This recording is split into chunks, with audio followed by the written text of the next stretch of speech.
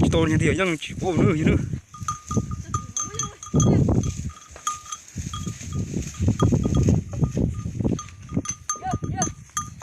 Chung.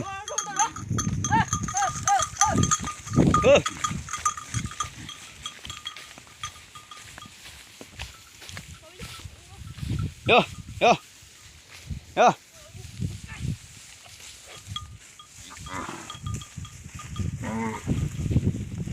Ơ. Bên này chạy không? Chưa nhỉ? Xả nó to này. Sao nói bên này tôi là khó bè na, bên này tôi là không sai gì nên nó chưa lâu hả? Có một rừng này à?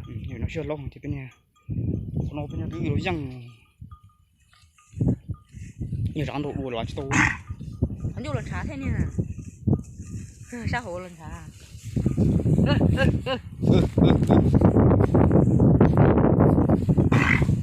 Hắn vô lần trá. Tôi bên này chạy ấy.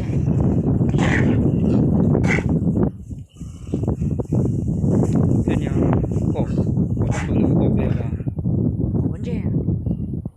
bên này chạy à?